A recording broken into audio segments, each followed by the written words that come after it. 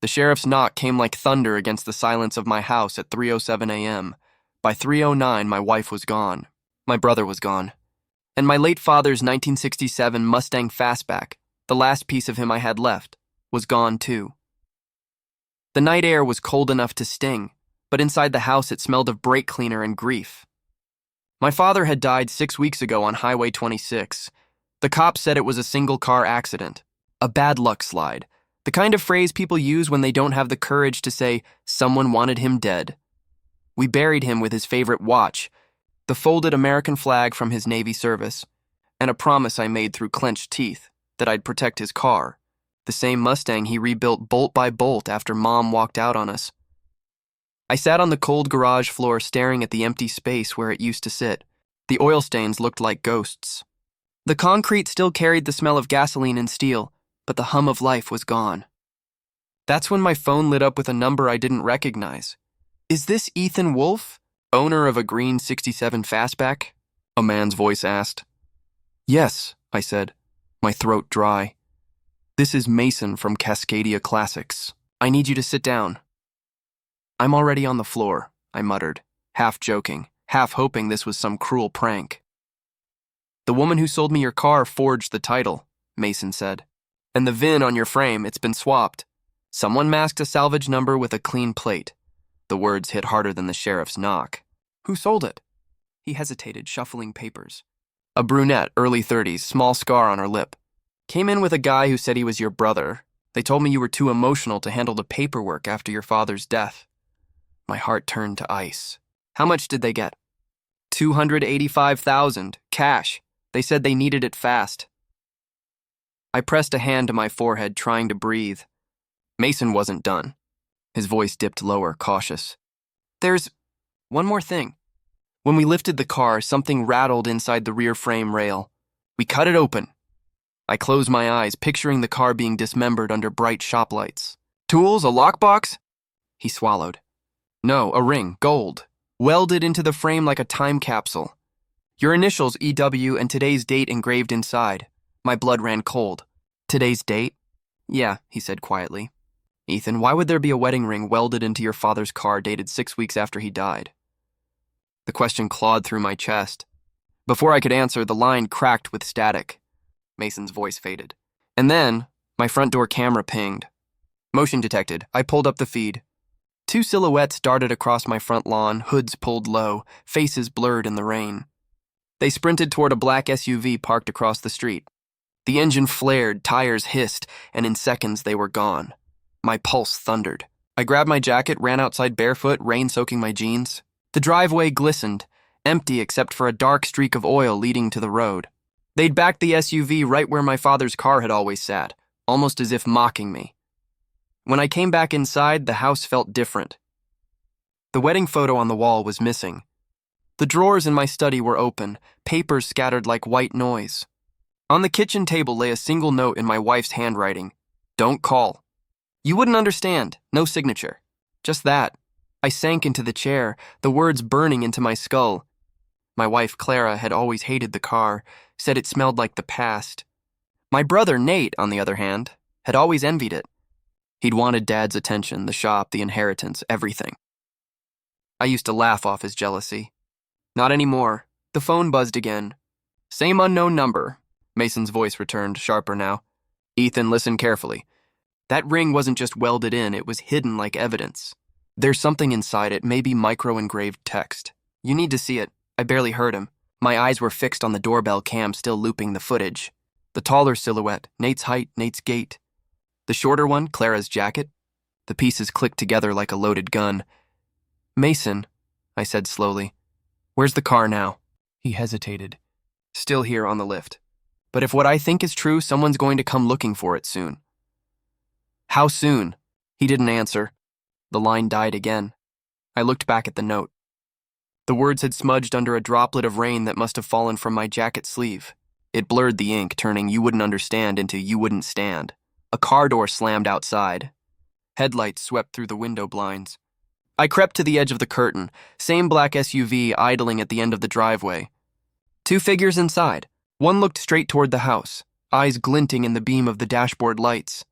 Then, A text popped up from an unknown number. Stop digging.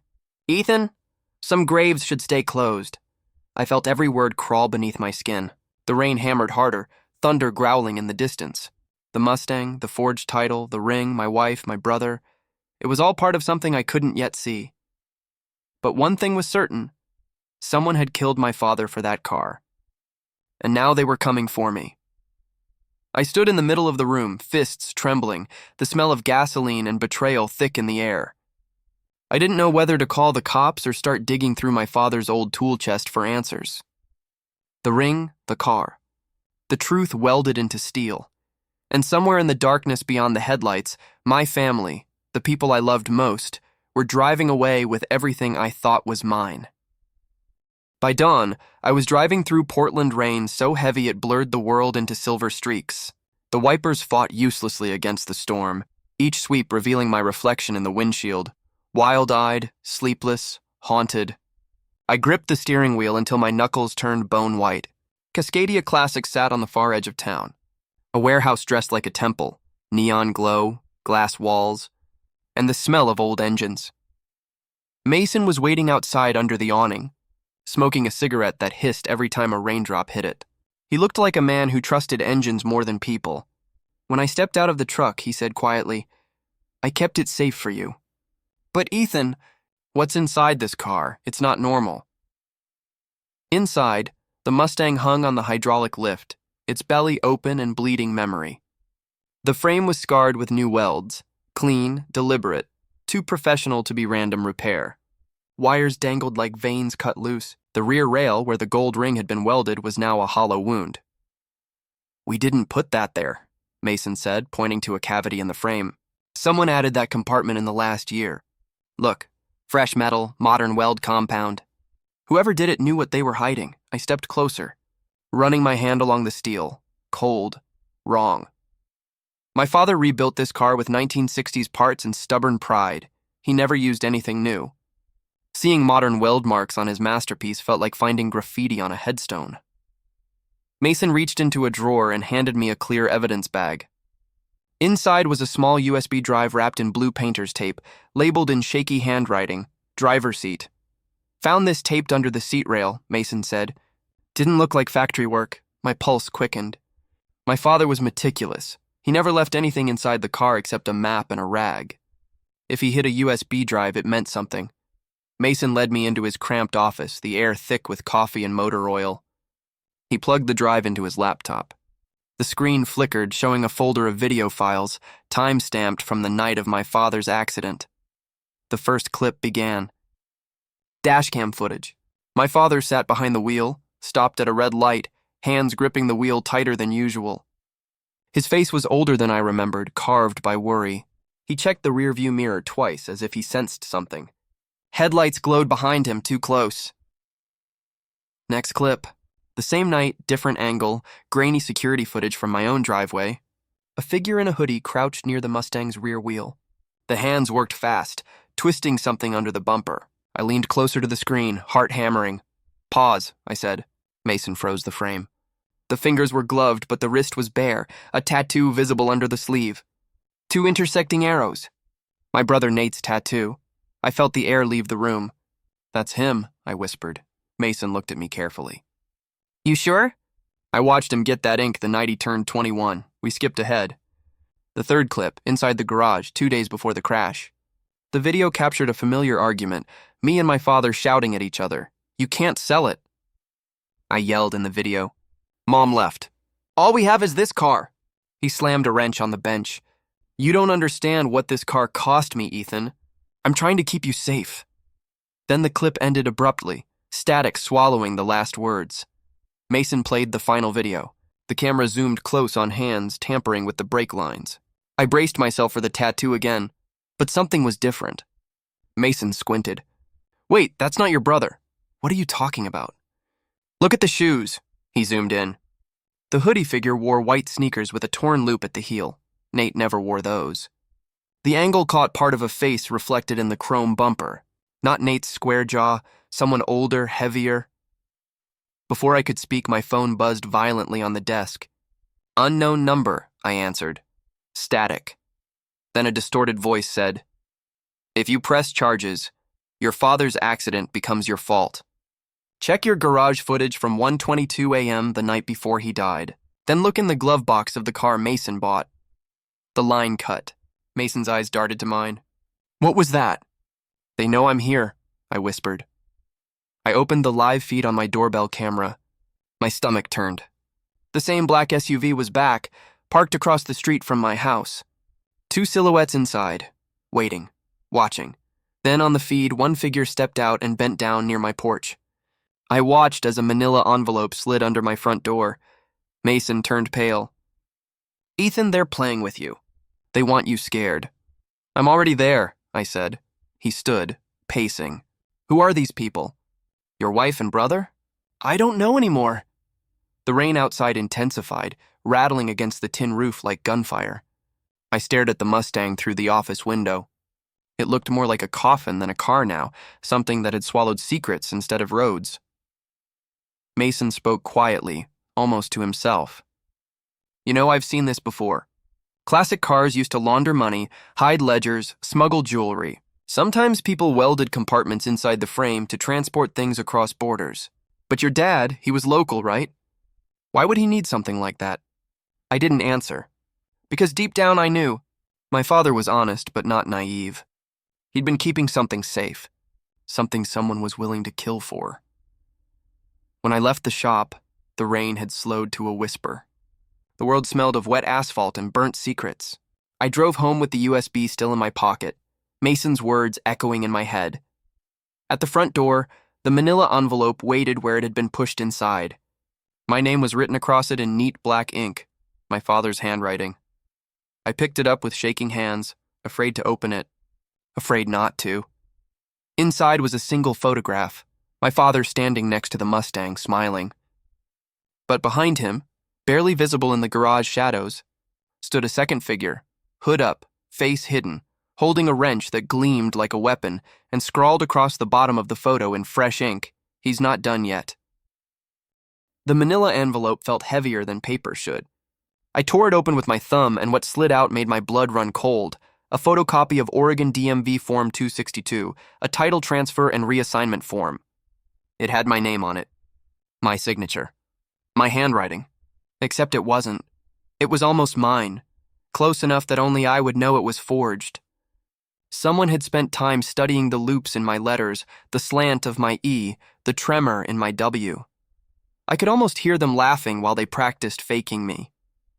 A sticky note was attached to the top corner. 3 words written in neat block letters. "Don't go to the police." And underneath it, a smaller line. "The title makes you the seller." My chest tightened as if a belt was being pulled through my ribs. They hadn't just stolen my father's car, they'd turned me into the man who sold it. Every trail, every form, every receipt would lead straight back to me. I called Mason, my voice cracking. "You still at the shop?" "Yeah," he said cautiously. "Why?" "I'm bringing you something, and I need to see that car again." When I arrived, he looked like he hadn't slept either. "You're scaring me, Ethan," he said, wiping his hands on a rag. "What's going on?" I handed him the envelope. His eyes skimmed the paperwork, then widened. Jesus, they filed this through a private DMV runner. Whoever did this wasn't guessing. They had access to internal seals. Before I could respond, he pulled something from his pocket. A cheap, prepaid flip phone, scuffed and greasy. "Found this in the glove box when we stripped the dash," he said. "Didn't want to call from it till you got here." He powered it on. One contact, one message thread. The contact was saved as Bird. Mason handed me the phone. "Looks like whoever owned this didn't delete much." I opened the thread. The first message was a photo, stacks of $100 bills on a garage floor. The second, a picture of my father's Mustang parked in front of a storage facility sign, North River Storage. Beneath it, a message from Bird. "Tomorrow night, 2 a.m. Bring the girl. Dealer wants the car to look sentimental." My stomach turned. The next reply was from a number saved as Luna, my wife's middle name. "What about the brother?" "Bird. He's a prop. He thinks he's getting a cut. He won't."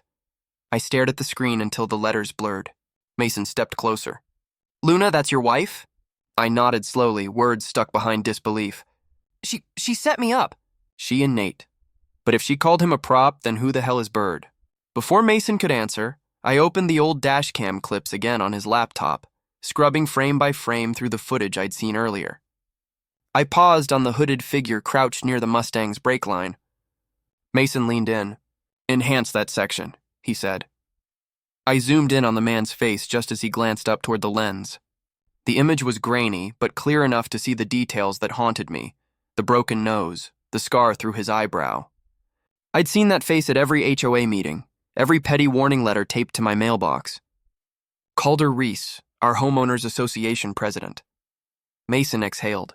"That guy runs a car auction group, right?" "Vintage restorations?" "Yeah," I said, remembering his smug lectures about property value and code violations. "He also fined me $200 for leaving my trash bin out an extra hour. He's obsessive." "Or organized," Mason muttered. The more I thought about it, the clearer the pattern became. Calder's auction group had always been vague. No website, no inventory. He'd mentioned storage partners by the river once. My father must have known. Maybe Calder used him to move vehicles, swap VINs, launder titles. And when Dad found out, Calder made sure the brakes failed. The thought froze when a deafening bang hit the shop door. Mason flinched. Another bang, louder, then shouting, "Police!" "Search warrant." Before I could react, the door crashed open. 2 officers stormed in, flashlights blinding us. "Ethan Wolf," one barked. "Hands up! You're under arrest for insurance fraud, title forgery, and tampering with evidence." Mason raised his hands, yelling, "Wait, this is a mistake!" But the officers were already on me. My cheek hit the cold counter. My hands were twisted behind my back, metal cuffs biting into my wrists. "You've got the wrong guy," I shouted. "I didn't sell anything."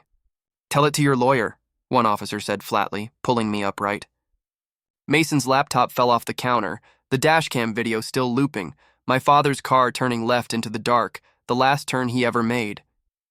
As they dragged me through the rain, my phone buzzed in my pocket. I caught a glimpse of the caller ID before they took it. Nate. My stomach twisted. I couldn't answer. Maybe he was calling to gloat.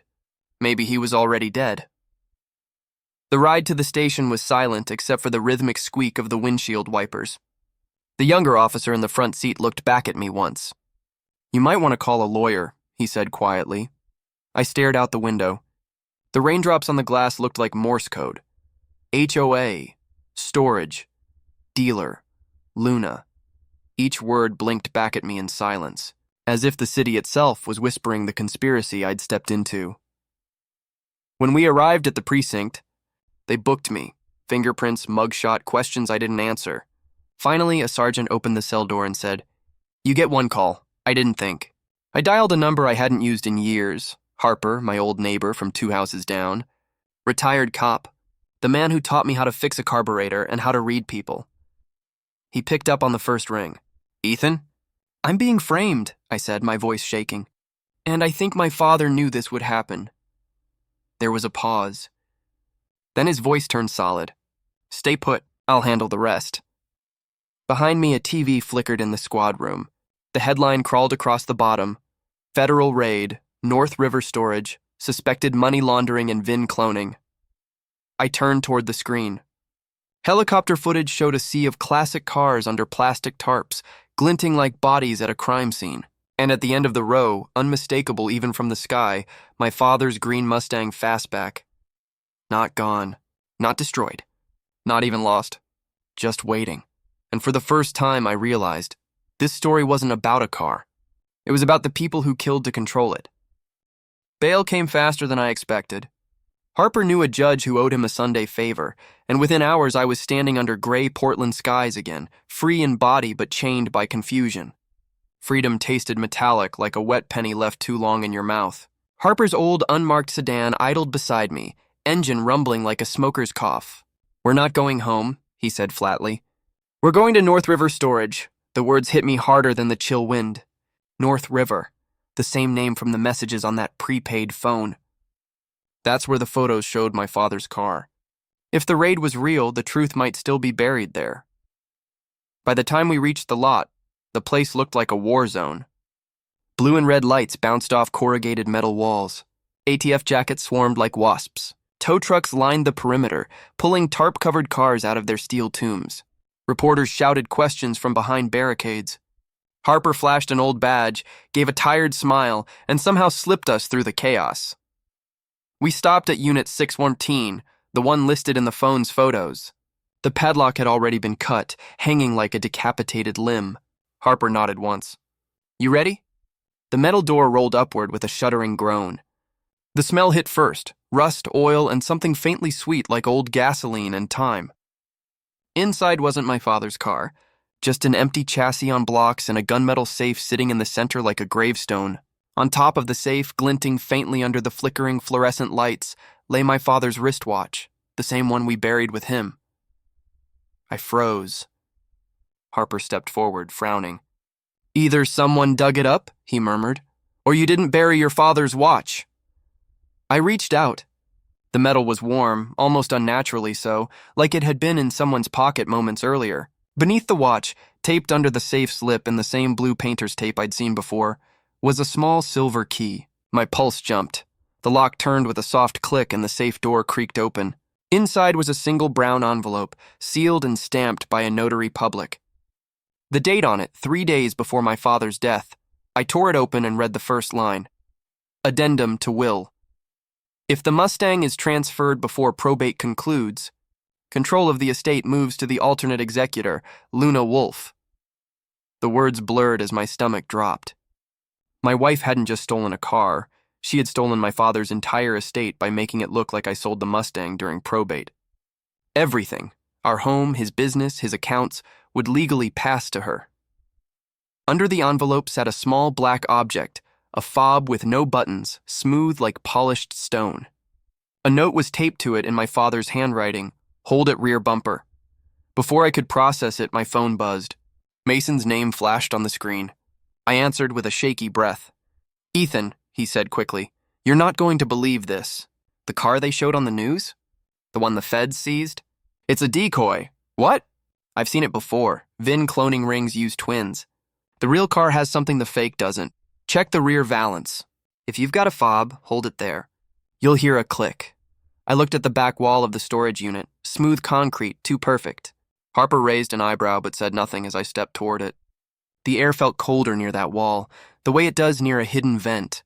I held the fob against the surface. For a heartbeat, nothing happened. Then a soft metallic click echoed through the unit. A seam appeared, almost invisible, running down the middle of the wall. The concrete shifted, folding inward like a secret door. Dust fell in thin curtains. The opening widened, revealing a narrow passage lit by dim industrial bulbs. At the end of it sat my father's real Mustang fastback, gleaming beneath a single overhead light. The green paint shimmered as if it had just been polished. My knees nearly gave out.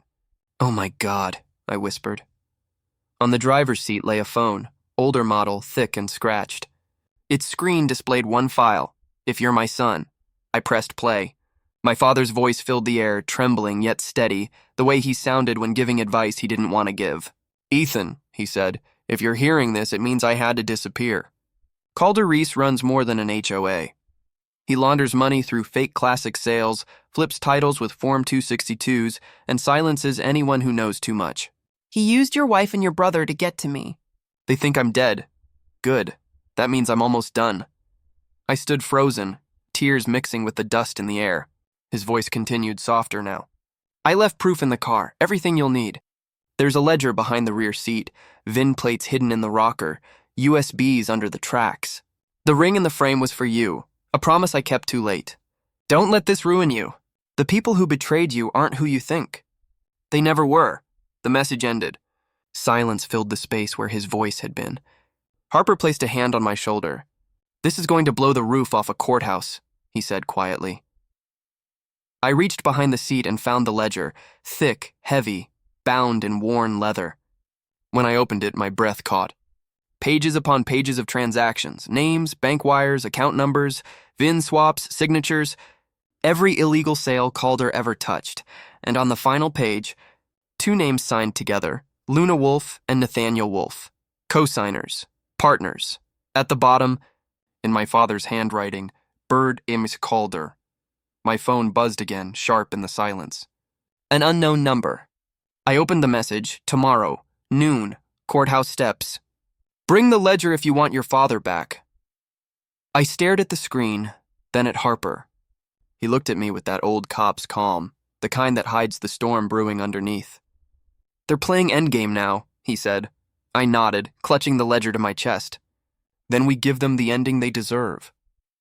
Outside, the rain began again, steady and relentless, drumming against the roof of the secret room. The countdown to noon had already started, and every drop sounded like the tick of a clock racing toward something I couldn't yet see. The Multnomah County Courthouse loomed over downtown Portland like a gray mountain of judgment. Its steps were slick from the morning drizzle, reflecting the flashing lights of news vans and the restless movements of reporters who smelled blood in the air. I stood halfway up those steps, the cold ledger clutched in my hand. Harper was on my left, steady and silent, the old detective's calm etched into his face. Mason stood on my right, grease still under his fingernails, eyes scanning the crowd like a man watching an engine about to blow. You sure about this? Mason asked quietly. Once we hand it over, there's no going back. I nodded, though my throat felt tight. They wanted me on these steps, I said. Fine, let's end it where everyone can see. At 11:59, the black SUV appeared. It cut across the bus lane and screeched to a stop at the curb like a predator returning to its kill. The doors opened slowly. My wife stepped out first, Luna, in a pale coat that glowed against the gray sky. She looked fragile, almost angelic, but her eyes were ice. Behind her came Nate, my brother. No, the man I used to call my brother. His face pale, his expression hollow, like he'd seen his reflection and hated it. And then came Calder Reese, the self-appointed king of our neighborhood, the man whose voice had haunted my father's final recordings. His broken nose caught the light as he smiled, smug and calm, like a landlord collecting overdue rent. He walked up 2 steps, meeting my eyes with a look that made my skin crawl. Ledger? He asked, voice sharp as a blade. Father? I asked, my tone a mix of disbelief and fury. Before Calder could answer, another SUV rolled up from the opposite direction, this one black with federal plates. The doors opened with precision. 2 agents stepped out, followed by a man with a trimmed beard and a baseball cap pulled low over his brow. My heart stopped. He looked up. The world tilted. My father, alive, thinner, older, but unmistakably him. The breath caught in my throat as every piece of my life rearranged itself in that single heartbeat. My father's supposed death, the fake accident, the messages, it had all been a setup. A trap. And now the trap had closed. Calder's grin faltered for the first time. He turned as if to run, but the agents were already there. Federal warrant, one barked. Handcuffs flashed like silver lightning. Calder's arrogance crumbled in silence. He tried to speak, but the agent shoved him forward. Luna took a small step toward me, tears trembling on her lashes. Ethan, she said softly, please, let me explain. Don't, I said, my voice low but sharp enough to cut through the crowd noise. He told me you'd never fight, she whispered. He said you were too soft, that you'd just sign whatever he handed you. He said it was only money, Ethan, just cars and paper. I swear I didn't know how deep it went until you saw how much you could make? I snapped. Her lip trembled, but she said nothing. Behind her, Nate stepped forward, his hands shaking. He promised me a cut, he said, voice cracking. Said I deserved something after everything your dad stole from my mom. His eyes met mine, haunted, pleading. He told me your father wasn't even mine. A long silence split the air. Then my father, my real father, spoke. He's not lying, he said quietly, his voice raw with shame. He's mine. The world went silent. Even the cameras seemed to stop whirring. My father's voice carried across the courthouse steps. 20 years ago, I made a mistake. I slept with someone I shouldn't have. I brought a boy into this world with secrets I couldn't face. I raised him as yours because I thought I could fix it with love. I was wrong. Nate's knees buckled. He looked like a drowning man, finally realizing he'd been treading water his entire life. Who's my real father? He asked weakly. Calder let out a bitter laugh, voice dripping with venom. Who do you think, kid? The agents jerked him forward as he smirked. Family business runs deep. The crowd erupted. Reporters shouting questions, cameras flashing, a wall of chaos. My father lifted his hands, trying to steady the storm. Calder used all of us, he said, his voice rising with painful authority. He turned families into assets, wills into weapons. He used Luna, manipulated Nate, and faked my death to make it look like Ethan was guilty. But I recorded everything. Every deal. Every title. Every signature. He turned toward me, eyes full of regret. I used you as bait, son. I had to make it look real. I'm sorry, for a moment I couldn't speak. My chest felt heavy, like the truth itself was pressing down on me. The agent stepped in and began reading Calder his rights. He didn't resist. He just smiled for the cameras, the kind of smile that belonged to a man who still thought he might win on appeal. Luna tried to run, but Harper was faster, his hand clamped gently around her wrist, his expression more pity than anger. Nate didn't move at all. He just sat on the bottom step, staring at his hands like he didn't recognize them. Then came the quiet, the kind that follows chaos, where only truth can speak. My father reached into his jacket pocket and pulled out a small gold ring, the same one they'd found welded into the Mustang's frame. He placed it in my palm, his voice breaking. I wanted you to have a promise, he said, even if I couldn't keep all of mine. The agents loaded Calder and Luna into separate vehicles. The sirens rose and faded into the distance. The reporters drifted away, chasing fresher stories. What was left was just us, the son who'd been lied to, the father who'd lied, and the ghost of a family that never really existed. He tried to smile. We can fix this, Ethan, all of it. The shop, the estate, the truth. I stared at the ring, its surface gleaming with rain and regret. Dad, I said, voice low, I'll testify. I'll hand over the ledger. I'll help every victim you and Calder hurt. But I can't be your son on Sundays like none of this happened. He looked at me as if he'd been shot. Ethan, please. But I was already walking down the steps, past the reporters, past Harper and Mason, who both stood in silence. I stopped at the bottom, turned the ring over in my hand, then slipped it onto my finger. It still fit. It would always fit. That night, I posted one final update to the Reddit thread I'd started the night the sheriff knocked on my door. Dealer called. Wife and brother were working for the HOA guy. Father faked his death to expose them. Ledger blew it open. Justice won. Family lost. I kept the car. I didn't keep the lie. The screen asked, "Are you sure?" I looked out the window just as a transporter truck passed by, carrying a single green '67 Mustang. Sunlight slid over its curves like forgiveness I wasn't ready to claim. Am I sure? The truck turned the corner and vanished. I closed my eyes, the rain whispering against the glass, and finally answered the only question that mattered. Yes.